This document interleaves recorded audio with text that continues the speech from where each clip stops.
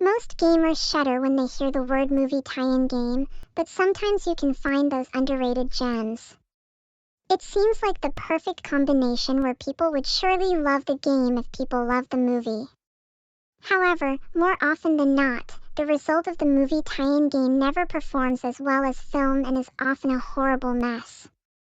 Once in a blue moon, though, a developer will capture the movie's spirit and sometimes make the game a better experience than the film it is based on.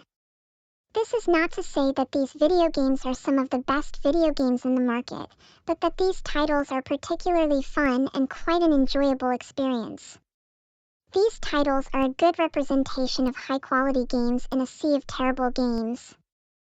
Number 10 Worst, Transformers: Revenge of the Fallen. This game was released in 2009 alongside the movie of the same name.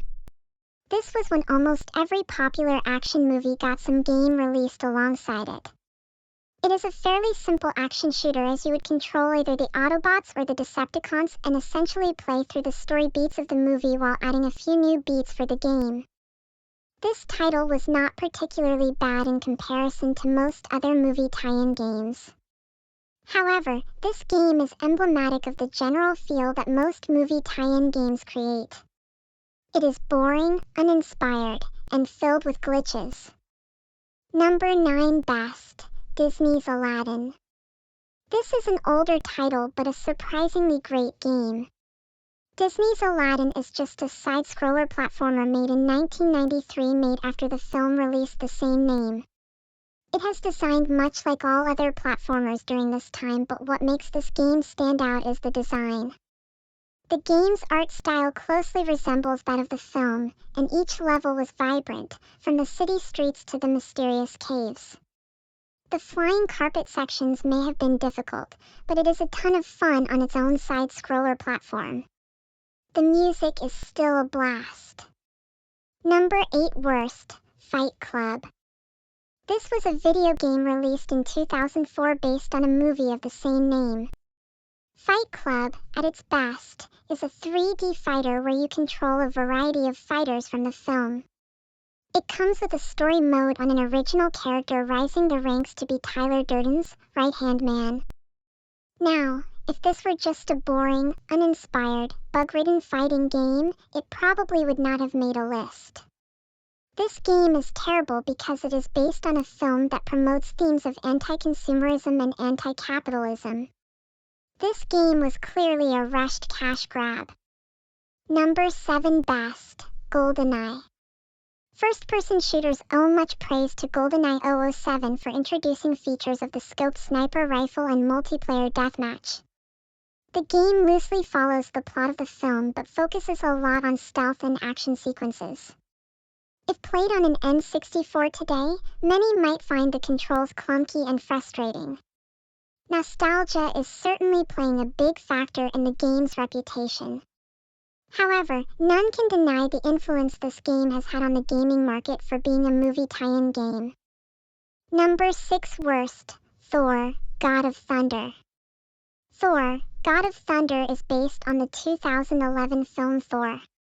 It surprisingly features the voice talents of Chris Hemsworth, Tom Hiddleston, and Jamie Alexander. The game is a hack-and-slash fighting game similar to the God of War series, but even comparing this to God of War is an insult.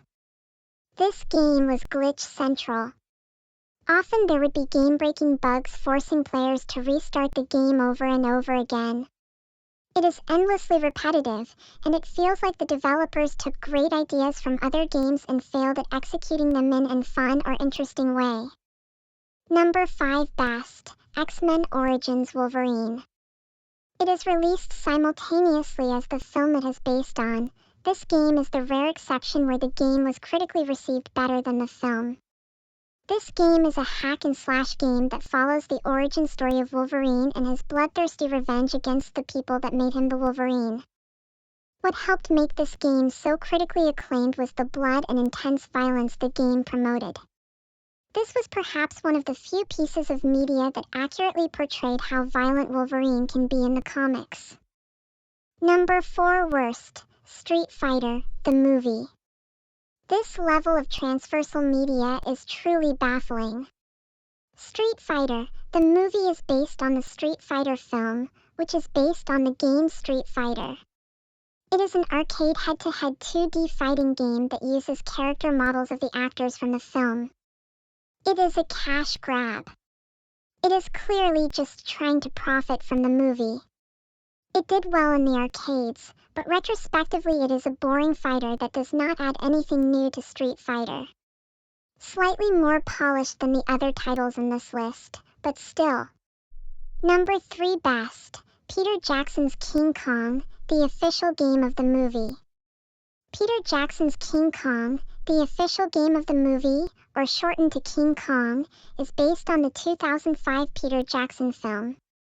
Everything about the title and knowledge of movie tie-in games would make any player steer clear from this title.